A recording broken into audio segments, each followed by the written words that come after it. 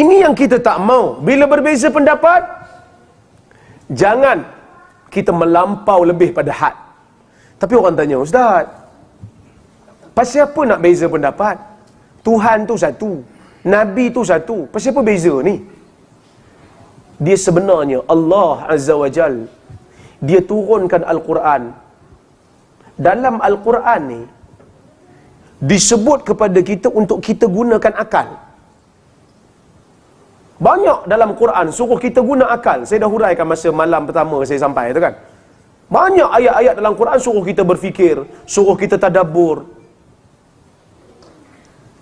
Di antara tanda ataupun di antara bukti yang Allah Ta'ala suruh kita berfikir, diletakkan di dalam Quran dan Sunnah beberapa perkataan-perkataan yang kurang jelas maknanya, yang boleh ditafsirkan dengan pelbagai cara, supaya orang-orang yang ada kemampuan dalam agama menggunakan akal untuk mencari maksud sebenar di sebalik ayat tu, di sebalik hadis tu. Maka sebab itu Nabi SAW menyebut, "Idza hakamal hakim fashtahada fa asaba falahu ajran wa idza akhta'a falahu ajrun wahid." Atau kama qala, hadis Bukhari. Bila mana seorang hakim memberikan hukum, kemudian berijtihad, ijtihad dia betul, dia dapat 2 pahala. Ijtihad dia salah, dia dapat 1 pahala. Salah pun dapat 1, kerana dia telah menggunakan akal yang Allah Ta'ala kurniakan pada dia. Dan sebab-sebab berlaku khilaf ni banyaklah. Banyaklah sebab berlaku khilaf ni. Saya nak bagi tuan-tuan sikit lah hari ni, sebelum kita pergi kepada konklusi. Dah berapa minit dah saya bercakap? 30 minit. Sebab saya nak bagi soal jawab sikit. Bateri pun nak habis ni. Bukan bateri handphone, bateri suara dah habis. Pasal apa ulama' berbeza pendapat? Ataupun apa punca ulama' berbeza pendapat?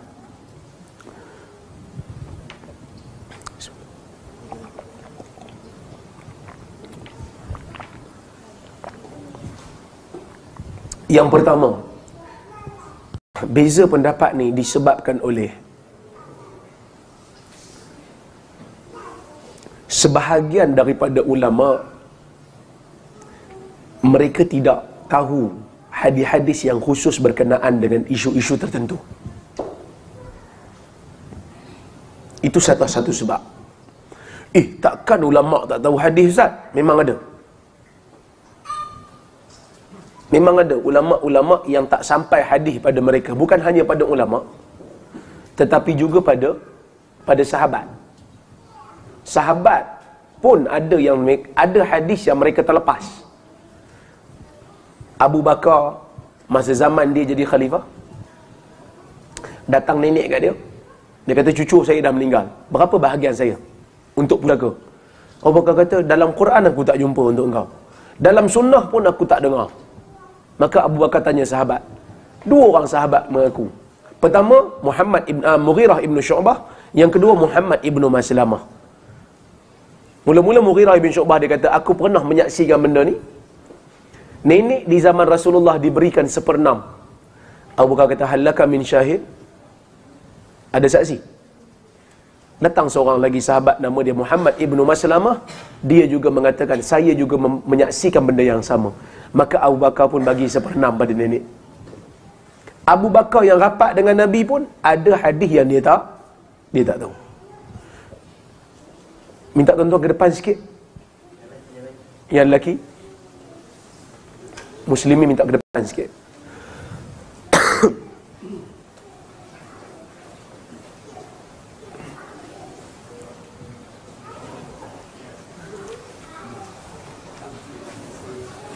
Baik. Abu Bakar pun ada hadis yang dia terlepas, tapi dia terima setelah dia tahu.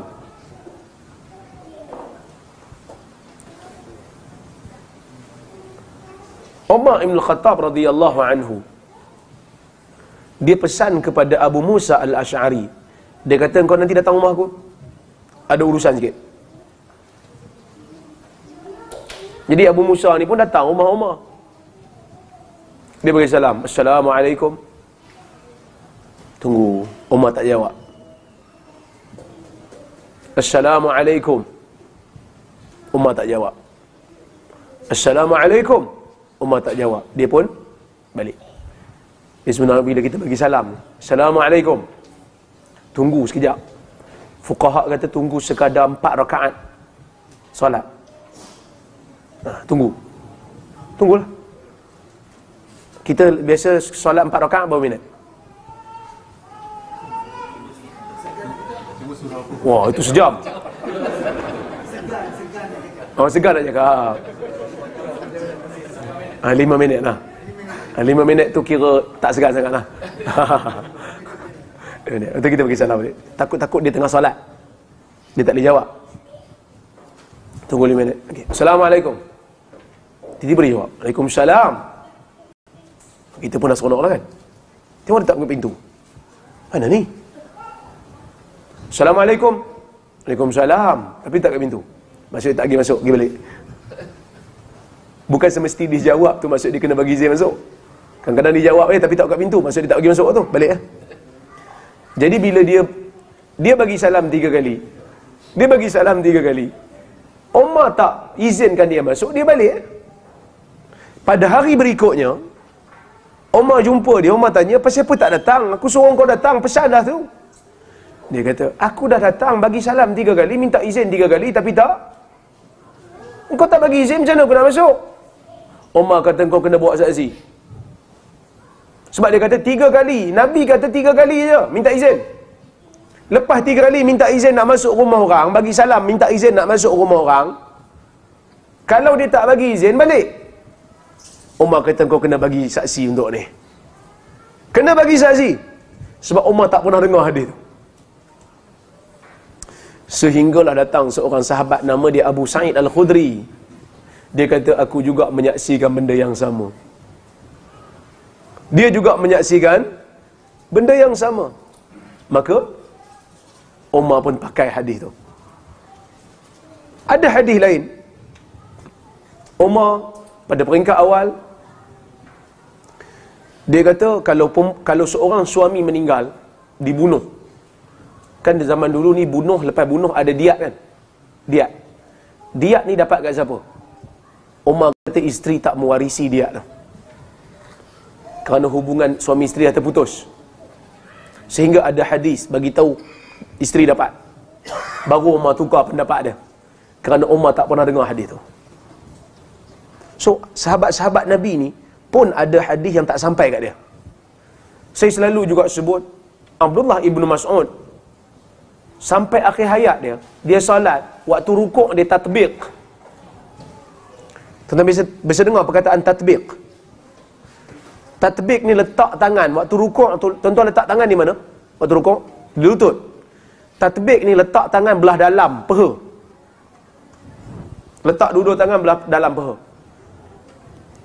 Zaman awal Islam memang orang rukuk dengan cara macam tu. Letak tangan dua-dua belah dalam peha. Tak belah dalam. Kemudian Nabi batalkan hukum tu. Nabi kata letak atas lutut. Tu yang kita letak atas lutut. Tapi ada sahabat yang tak tahu. Sampai sudah dia solat, letak tangan celah peha. Ini adalah ruang untuk mereka berbeza pendapat. Ada sahabat yang tahu hadis ni, ada sahabat yang tak tahu. Yang tak tahu akan kekal guna pendapat yang lama. Yang tahu akan ubah. Sahabat ni ada anak murid. Sahabat ni ada anak murid. Anak murid akan meriwayatkan daripada sahabat pandangan-pandangan mereka. Dan akhirnya pandangan-pandangan anak murid sahabat membentuk mazhab. Sebab tu ada beza mazhab. Itu pertama. Hadis tak sampai kepada sebahagian ulama-ulama.